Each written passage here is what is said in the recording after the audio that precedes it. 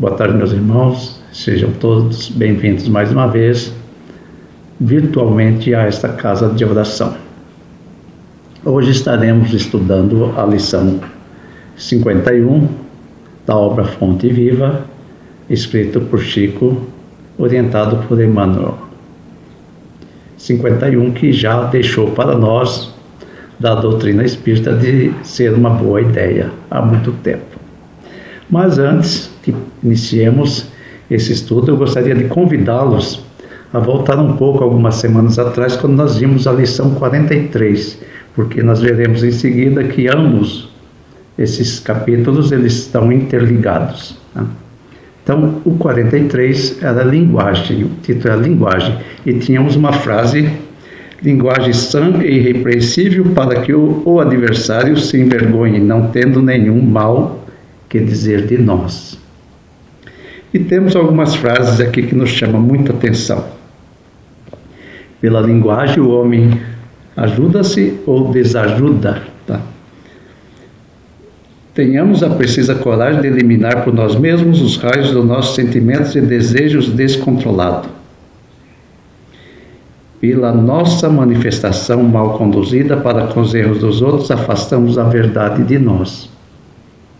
Então agora sim, vamos até o capítulo 51, onde temos o título Sepulcros Abertos. Sabemos que sepulcros são sepulturas e nesse momento, nessas palavras, eles estão abertos. Então Paulo escreve aos Romanos: a sua garganta é um sepulcro aberto. Lá vem um puxão de orelha mais uma vez, com certeza, com essas palavras vamos levar um puxão de orelha, mas vai doer muito mais aqui, porque minhas orelhas estão mais próximas, certo? Então Paulo ele estava se reportando aos espíritos transviados do caminho do bem, aqueles que não seguiam os ensinamentos e que usavam as palavras ainda para denegrir a imagem dos outros irmãos. Vejamos. Enxergam apenas os defeitos, os pontos frágeis e as zonas enfermiças das pessoas de boa vontade que lhes partilham a marcha. Tecem longos comentários no exame das úlceras alheias em vez de curá-las. Do que será que Paulo está nos falando? Ou, nesse caso, escrevendo uma carta aos Romanos. Ele falava de uma palavra que nós vamos conhecer depois, chamada maledicência, tá? Ele falava do uso da palavra. Nós podemos fazer um bom uso da palavra, como podemos fazer um mau uso da palavra. Mas o que nós temos, como nós entramos nessa historinha? É simples. Já reencarnamos muitas vezes e hoje estamos na doutrina espírita, e dentro da doutrina espírita nós entendemos quem nós realmente somos. Entendemos o nosso caminho, o caminho que devemos trilhar, o que devemos fazer para nos melhorarmos. Então nós começamos a entender que nós precisamos passar por uma reforma íntima, uma reforma interior, tá? E podemos fazer uma comparação dessa reforma com uma casa. Imaginemos todos que vamos reformar nossa casa, começando lá no portão. No portão não incomoda muito, né, essa reforma. Vamos pintar a parte externa, também não incomoda muito. Vamos fazendo algumas reformas exteriores que não nos incomodam tanto. Afinal, nós estamos morando nessa casa. Porém, no momento em que começamos a reformar a parte interna da casa, nós nos sentimos acuados, porque começamos a ter inúmeras dificuldades nessa reforma. Da mesma forma, comparamos com o nosso corpo. Se queremos fazer uma reforma exterior, não gostamos do nosso nariz, vamos a um cirurgião plástico e fazemos uma reforma. Não gostamos dos nossos olhos, a cor dos nossos olhos, podemos colocar uma lente com a cor nossa preferida. Não gostamos de algumas partes do nosso corpo, não gostamos do nosso excesso de peso, fazemos uma lipoaspiração, e essas mudanças exteriores são até mais simples. Inclusive, se não gostamos da cor do nosso cabelo, podemos dar uma melhorada, né? Podemos ajudar um pouquinho na nossa idade fazendo essa melhora. Porém, a parte importante mesmo é a nossa reforma interior. E por que nós hesitamos tanto em fazer essa reforma interior? Porque ela é muito difícil. É uma reforma muito difícil, realmente. Então, nós estamos estudando a doutrina espírita, nós vamos perceber que nós estamos carregados de vícios e defeitos. Nós temos muitos vícios, nós temos muitos defeitos. E os nossos vícios, que estão mais ligados ao nosso corpo físico, por exemplo, a bebida, o fumo, drogas, esses vícios ligados ao corpo físico, que são adquiridos, eles são mais fáceis da gente extirpá-los, são mais fáceis de eliminarmos. Se o médico dissermos que nós, para vivermos mais 1 ano ou 2, devemos parar imediatamente de fumar, é provável que o façamos. Se nos disser que estamos com uns problemas de rins, fígado, etc., que devemos abandonar o vício da bebida, é muito provável, muito fácil, dependendo do amor que sentimos por nós mesmos, que nós façamos, que nós eliminemos esses vícios. Mas, para falarmos de reforma interior, nós devemos falar dos nossos defeitos, aqueles defeitos que estão enraizados no nosso espírito, que estão presentes na nossa alma. E aí, continuando ainda no estudo da doutrina espírita, nós vamos entender que esses nossos defeitos, eles são terríveis, são difíceis de eliminar. Vamos entender que temos orgulho, temos vaidade, temos egoísmo, temos a ira, temos a inveja, temos os ciúmes. Nós temos inúmeros defeitos difíceis de eliminar porque eles estão mais enraizados, eles estão internos, eles estão presentes no nosso espírito. E eles são terríveis.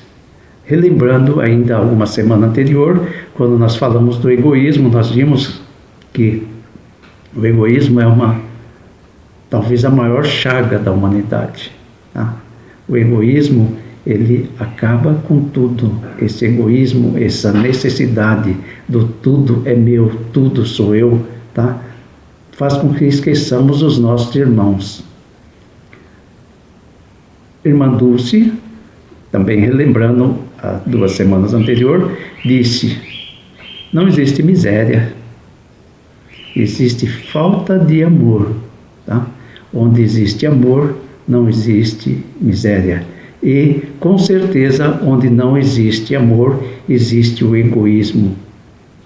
Então, o ser humano deixa de enxergar o seu irmão como um verdadeiro irmão. E, dentre esses nossos inúmeros defeitos, nós temos um chamado maledicência. Maledicência. E vejamos, Paulo aqui fala de sepulcros abertos. Nós sabemos que dos túmulos, se eles abertos, exalam o odor, o mau cheiro terrível, né? Porque lá dentro está cheio de podridão. Jesus, nós vamos encontrar lá em Mateus 23, quando ele fala dos escribas e fariseus, ele está falando ao seu discípulo e ao povo, e ele diz: não sejam como os escribas e fariseus.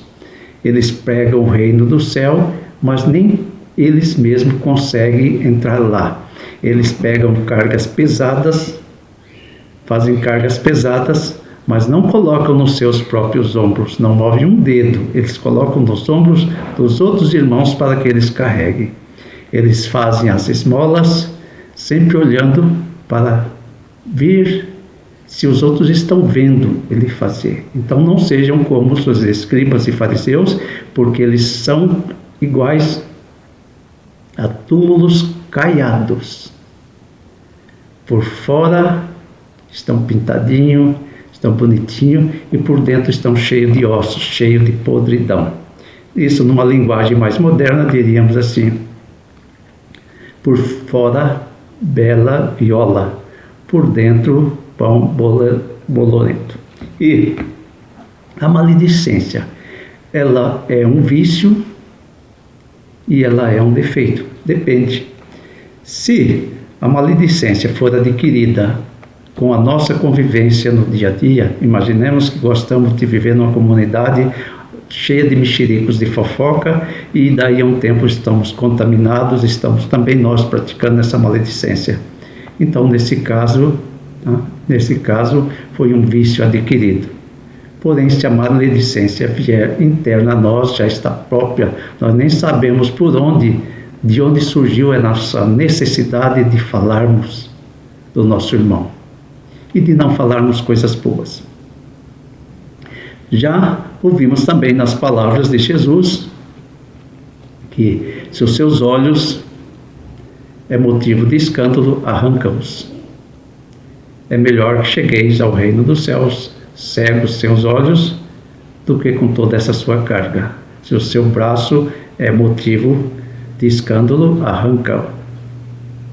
Mas nós não podemos, nós sabemos que Jesus nos ensinava através de parábolas, ele colocava esses ensinamentos, então não vamos seguir à risca os seus ensinamentos, porque senão já estaríamos nós muito cegos e muito sem braços e muito sem pernas, pela quantidade de escândalos que nós provocamos. Mas, por que da maledicência? Porque é mais fácil. É mais fácil passarmos próximo a um irmão e fazermos um comentário. É mais fácil ouvirmos um irmão fazer um comentário e aumentarmos, espalharmos esse comentário. Esse meu vizinho aqui do lado, não sei não, hein? Nossa, aquele meu vizinho só tem carrão, casa bonita, engraçado, eu nunca vi esse homem trabalhando. É muito fácil, e é fácil quando nós ouvimos e multiplicamos. Nós multiplicamos. E como é que nós podemos, de alguma forma, nos orientarmos, nos podarmos? Tem um remedinho caseiro muito fácil, facinho de usar. André Luiz usou lá no livro Nosso Lar, no filme Nosso Lar. Cada vez que você sentir de falar alguma coisa que não deve, põe um pouquinho de água na sua boca, respira fundo, segura alguns minutos, veja se passa essa vontade de falar. Mas, se a maledicência é assim tão terrível, por que nós ainda não conseguimos eliminá-la? Porque, como eu disse anteriormente, é muito fácil. E o que eu deveria então? Deveria me modificar, me vigiar. É o vigiar e orar, tá? Ouça, mas não multiplique o mal. Ouça, veja com seus olhos, mas não olhe com seus olhos maus. Olhe com eles bons, tá? Da nossa boca sai aquilo que o nosso coração está sentindo. Então, quando nós derramamos o fel, quando nós espalhamos, é porque o nosso coração está ferido. Ele está sentindo essa necessidade de espalhar, de extravasar o que não deveria. E nós precisamos falar o que do nosso irmão? Coisas boas. Coisas boas. Aquele nosso irmão não, mas ele é um bom pai. Mas ele é um bom marido. Mas não. Vamos evitar os comentários que venham denegrir a imagem do nosso irmão. Vamos falar coisas boas. De tanto falarmos coisas boas, elas até se transformam. Não? E vejamos, para melhorar ainda nosso estudo, vamos lá no Evangelho segundo o Espiritismo, o capítulo que se chama Misericordiosos. Bem-aventurados os misericordiosos. Lá nós vamos encontrar nos ensinamentos de Jesus o que nós precisamos mais uma vez. Lá nós vamos encontrar os ensinamentos de como nós precisamos ter misericórdia para os nossos irmãos. Lá nós vamos encontrar orientações dos Espíritos de como nós e o que nós devemos falar dos nossos irmãos. o que nós devemos falar sobre os nossos irmãos. Mas muitas vezes existe a necessidade de falarmos dos nossos irmãos. Vejamos, um repórter, ele precisa divulgar as notícias e elas nem sempre são boas, tá? Então, ele precisa divulgá-las, mas precisa estar atento para que esta divulgação não seja para ele um prato delicioso no qual da sua boca ele só consegue colocar e acrescentar e levar a todas as coisas ruins. Ele precisa divulgar, sim, desde que haja algum retorno. Ele precisa divulgar desde que seja para trazer um alerta aos povos, desde que seja para trazer uma orientação.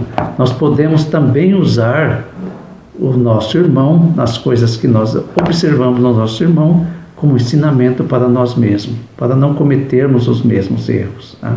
Então isso não seria assim uma forma de denegrir o nosso irmão.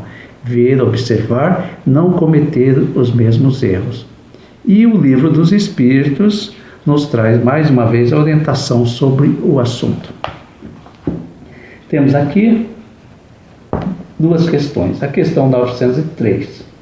Alguém pode ser culpado por estudar os defeitos alheios? Vejamos, estudar os defeitos alheios. E como eu disse, se for para criticá-los e divulgá-los, aquele que o faz é culpado. Porque isso é faltar com a caridade. Vamos encontrar também lá naquele capítulo do Evangelho segundo o Espiritismo, a palavra caridade repetidas muitas vezes. A caridade para com os nossos inimigos, a caridade para com os nossos irmãos, a indulgência para com os erros dos nossos irmãos. Porém, se ele fizer esse estudo para daí tirar algum proveito, para evitar cometer os mesmos erros, tal estudo poderá ter alguma utilidade. Já tinha dito isso para vocês anteriormente. Observar o nosso irmão e evitar cometer os mesmos erros passa a ter alguma utilidade. Uma outra questão, na qual comentei brevemente, questão 904. Podemos considerar culpado o escritor que procura os males da sociedade e os divulga publicamente? Então, isso depende do sentimento com que ele faz essa divulgação. Se o objetivo do escritor é apenas produzir escândalo, trata-se de um prazer pessoal que ele proporciona a si mesmo, apresentando situações que constituem com frequência antes um mal do que um bom exemplo. Então, o espírito do escritor, ele aprecia essa divulgação, tá? Nele está instalada a maledicência, talvez até tenha sido isso que fez com que ele escolhesse essa determinada profissão, porque ele via ali a oportunidade de estar divulgando, de estar fazendo. Mas, o que nós precisamos fazer? Nessa luta, nessa nossa reforma interior, nós precisamos eliminar os nossos defeitos. Muitos deles não é fácil, muitos deles ainda não será nessa nossa encarnação, tá? Muitos deles nós teremos que começar treinando. E para a maledicência, vale mais uma vez aquele exemplo, aquele treinamento que eu vos falei anteriormente. Se sentimos esta vontade de falarmos do nosso irmão, coisas que não engrandecem, que não acrescentam nada, se sentimos essa necessidade, carregamos conosco uma garrafinha de água. Inicialmente uma garrafinha, se for necessário, carregamos um garrafão. E sempre que sentirmos esta vontadezinha, respira. Fiquem todos com Deus, tenham uma boa tarde, que a paz e o amor do Mestre sempre nos acompanhem. E façamos agora uma breve vibração, momento em que nós agradecemos a Deus mais uma vez, momento em que vibramos pelos nossos irmãos. Então que as nossas preces, as nossas orações, todos os nossos sentimentos bons cheguem até os nossos irmãos mais necessitados, onde quer que eles se encontrem, que possamos vibrar por todo o planeta Terra, que possamos vibrar por todos os nossos doentes, todos os nossos familiares, os lares, que possamos vibrar por todos aqueles nossos irmãos que sofrem, onde quer que eles se encontrem. Que assim seja. Graças a Deus.